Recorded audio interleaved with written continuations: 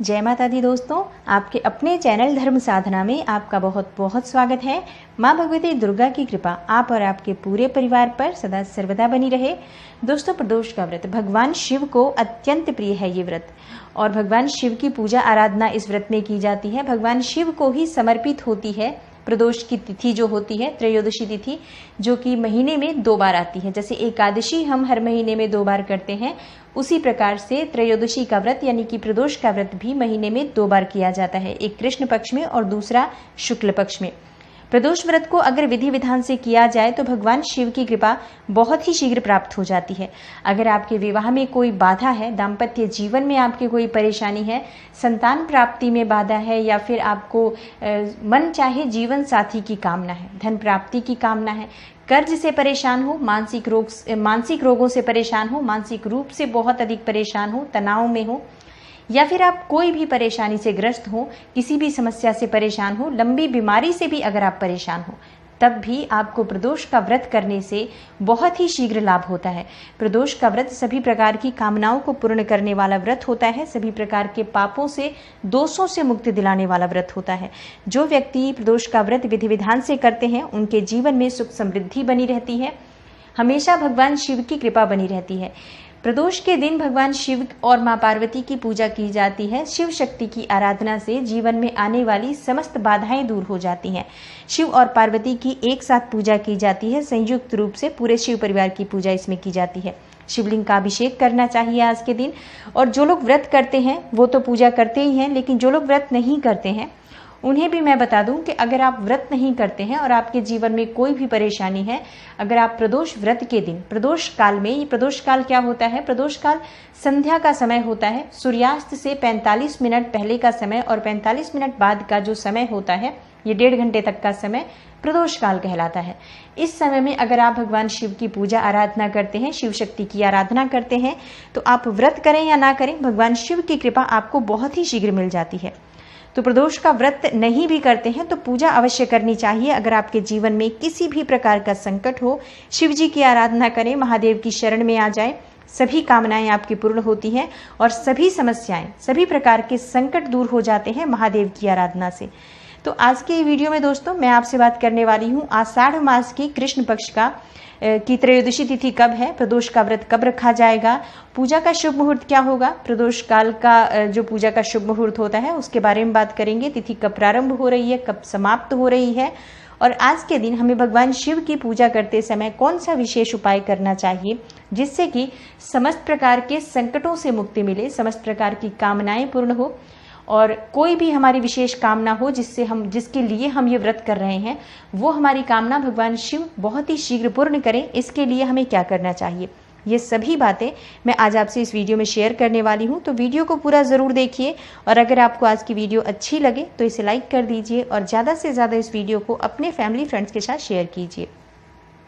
बात करें प्रदोष व्रत में पूजा विधि के बारे में, तो दोस्तों प्रदोष का व्रत जैसे सुबह उठते हैं, त्रयोदशी तिथि के दिन ये व्रत होता है, और प्रातःकाल जल्दी उठे, स्नान इत्यादि करने के बाद भगवान शिव की पूजा आराधना इसमें की जाती है। अगर आप मंदिर जाकर पूजा करते हैं तो बहुत ही श्रेष्ठ माना जाता है। शिव मंदिर में जाके पूरे शिव परिवार का आज अभिषेक करना चाहिए। व्रत अगर आप कर रहे हैं तो व्रत का संकल्प ले लीजिए। सबसे पहले सुबह उठकर सूर्यदेव को जल अर्पित करने के बाद ही आप घर में पूजा करें, अपनी नित्य की पूजा। उसके बाद आपको मंदिर जाना हो तो आप मंदिर जा सकते हैं, शिव मंदिर जाके पूरे परिवार की पूजा करें। व्रत रखते हैं तो पूरे दिन आप फलाहार द्वारा व्रत रख सकते हैं, चाहे तो आप निर्जल व्रत भी रख सकते हैं अगर आपकी ऐसी कामना है कि हम निर्जल व्रत रखें, क्योंकि बहुत से भक्त निर्जल व्रत भी रखते हैं। तो अपनी शारीरिक क्षमता के अनुसार ही हमें व्रत रखना चाहिए, निर्जल या फलाहारी। और अगर आप फलाहार कर रहे हैं तो कोई भी फल इत्यादि आप ले सकते हैं आज। और दिन भर आपको व्रत करना होता है। शाम को प्रदोष काल में पूजा की जाती है इस व्रत में। प्रदोष काल का समय जैसा मैंने आपको बताया, शाम को सूर्यास्त से 45 मिनट पहले और 45 मिनट बाद का जो समय होता है वो प्रदोष काल होता है और इसी समय में भगवान शिव की पूजा की जाती है। ऐसी मान्यता है कि इस समय में भगवान शिव बहुत प्रसन्न मुद्रा में होते हैं और इस समय जब भक्त भगवान शिव की आराधना करते हैं, पूजा करते हैं, उनसे अपनी कामना कहते हैं तो वो कामना बहुत ही शीघ्र भगवान शिव की कृपा से पूर्ण हो जाती है। तो ये विशेष समय होता है जब भगवान शिव की पूजा आराधना जरूर करनी चाहिए। अच्छा, कुछ भक्त पूछते हैं, कमेंट्स आते हैं आप लोगों के कि अगर हमें शाम को पूजा करनी है तो हमें सुबह पूजा क्यों करनी चाहिए। देखिए, जब तक आप सुबह पूजा नहीं करेंगे, आप व्रत का संकल्प नहीं लेंगे तो आपका व्रत कैसे माना जाएगा। अगर आप व्रत नहीं करते हैं तब आपकी इच्छा है, आप सिर्फ शाम को पूजा कर सकते हैं। लेकिन अगर आप व्रत करते हैं तब तो आपको प्रातःकाल सबसे पहले स्नान के बाद पूजा करनी है, व्रत का संकल्प लेना है कि आज आपका व्रत है। आपकी कोई विशेष कामना है तो वो भगवान शिव के सामने आप सुबह संकल्प में ही बोलते हैं कि आपका किस कामना के लिए व्रत है और इस प्रकार से आप व्रत शुरू करते हैं। उसके बाद आप पूरे दिन व्रत रहते हैं, शाम को फिर विधि विधान से पूजा करते हैं। यही तरीका होता है। हम कोई भी व्रत करते हैं तो हम शाम को पूजा करते हैं, लेकिन उससे पहले हमें सुबह पूजा करनी होती है और संकल्प भी व्रत का लेना होता है। तो इसी तरह से हमें व्रत शुरू करना चाहिए। और शाम के समय भगवान शिव की पूजा आराधना के बाद कुछ भक्त शाम को ही व्रत खोल लेते हैं, जैसे मीठा अन्न ग्रहण कर लेते हैं, और कुछ भक्त अगले दिन यानी कि जैसे पूरा दिन व्रत रहने के बाद 24 घंटे के बाद अगले सुबह सूर्योदय के बाद वो भगवान शिव की पूजा के बाद तब वो भोजन ग्रहण करते हैं, पारण करते हैं। तो व्रत के सबके थोड़े से नियम अलग होते हैं। बाकी व्रत भगवान शिव की पूजा आराधना के लिए किया जाता है तो भगवान शिव माता पार्वती की विधि विधान से पूजा करें, इससे भगवान शिव की कृपा मिल जाती है। अब जानते हैं कि आषाढ़ मास की कृष्ण पक्ष की त्रयोदशी तिथि कब प्रारंभ हो रही है, कब समाप्त हो रही है और पूजा का शुभ मुहूर्त क्या है। आषाढ़ मास कृष्ण पक्ष की त्रयोदशी तिथि प्रारंभ हो रही है 7 जुलाई को 1:02 पर रात्रि समय में, और आषाढ़ मास की कृष्ण पक्ष की त्रयोदशी तिथि समाप्त हो रही है 8 जुलाई को रात में 3:20 पर। और प्रदोष व्रत हमें कब रखना है, 7 जुलाई को। तो इस बार का जो प्रदोष होगा बुध प्रदोष होगा और प्रदोष व्रत की पूजा का जो समय है शाम को 7:12 से लेकर 9:20 तक का समय जो है ये पूजा के लिए है। प्रदोष काल की पूजा आपको इस समय में कर लेनी चाहिए। विधि विधान से भगवान शिव की पूजा आराधना करें और आपकी कोई भी विशेष मनोकामना हो तो भगवान शिव की पूजा करते समय आपको कुछ विशेष उपाय जरूर करना चाहिए। दोस्तों, आज के दिन यानी कि अगर आप किसी भी प्रकार के संकट से घिरे हो, कितनी भी बड़ी परेशानी हो, धन का अभाव हो, मानसिक रूप से आप बहुत अधिक परेशान हैं, संकटों से घिरे हुए हो, कोई ऐसी विशेष परेशानी है जिसका आपको समाधान नहीं मिल रहा है, चाहे आप बहुत अधिक लंबे समय से बीमार भी हो तो भी आप इस उपाय को करें। और जो भी कामना से आपने व्रत शुरू किया है आप इस उपाय को करते हैं तो आपकी कामना अवश्य पूर्ण होगी। शाम के समय प्रदोष काल में आपको शिव मंदिर जाना है। शिव मंदिर जानते समय आपको कुछ सामग्री चाहिए। सामग्री क्या चाहिए, आपको एक तांबे के पात्र में जल लेना है। उस जल में आपको 5 बेलपत्र डालना है, 1 समी का पत्र डाल दीजिए और 7 दाने अक्षत के चाहिए। अक्षत जैसे कि चावल के बिल्कुल भी टूटे हुए दाने जो नहीं होते हैं उन्हें अक्षत बोलते हैं।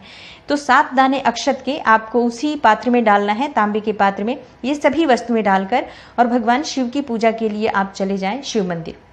शिव मंदिर जाके भगवान शिव का अभिषेक करें। इसी जल से भगवान शिव का अभिषेक करना है आपको। ओम नमः शिवाय, ओम नमः शिवाय, ओम नमः शिवाय पंचाक्षरी मंत्र चलता रहे आपका और भगवान शिव का आप अभिषेक कीजिए। जल की पतली धार बनाकर हमें भगवान शिव का अभिषेक करना चाहिए ताकि देर तक हम अभिषेक करते रहें और जल हमारा देर तक गिरता रहे और मंत्र हमारा चलता रहे। इस प्रकार से हमें अभिषेक करना है। और विधि विधान से जब आप अभिषेक कर लेते हैं वहां बैठकर थोड़े समय भगवान शिव की आराधना करें, उनके मंत्र का जाप करें, ओम नमः शिवाय। और वैसे आज प्रदोष का व्रत है तो आपको पूरे दिन भगवान शिव के इस पंचाक्षरी मंत्र का या महामृत्युंजय मंत्र का आपको स्मरण करते रहना है, मन ही मन जप करते रहना है। तो इस प्रकार से जप करें, भगवान शिव से अपनी कामना कहें, अपनी परेशानी कहें, अपना संकट जो आपका है वो भगवान शिव से कहें कि हे शिव जी, मैं इस संकट में हूँ, मुझे इस संकट से आपके सिवा कोई बाहर नहीं निकाल सकता है, आपके अलावा कोई नहीं है मेरा, आप ही मेरे सर्वे सर्वा हैं। इस प्रकार से भगवान शिव की आराधना करें, उनकी शरण में आप पूरी तरह से आ जाएं और देखें बहुत ही शीघ्र आपकी परेशानी भगवान भोलेनाथ दूर करते हैं। आपकी कोई भी कामना हो, इस उपाय को करने से भगवान शिव अवश्य पूर्ण करते हैं। दोस्तों, आज के दिन जब आप शाम की पूजा के लिए भी मंदिर जाते हैं, चाहे सुबह भी जब पूजा के लिए आप मंदिर जाते हैं, किसी भी दिन की बात कर रही हूँ, तो आप सबसे पहले घर की पूजा किया करें। जैसे शाम को भी आप मंदिर जा रहे हैं तो पहले अपने घर में दीप प्रज्वलित कर लें, उसके बाद ही आपको बाहर जाकर मंदिर में पूजा करनी चाहिए। सुबह या शाम कभी भी जब आप पूजा करें, इस नियम का आपको ध्यान रखना चाहिए।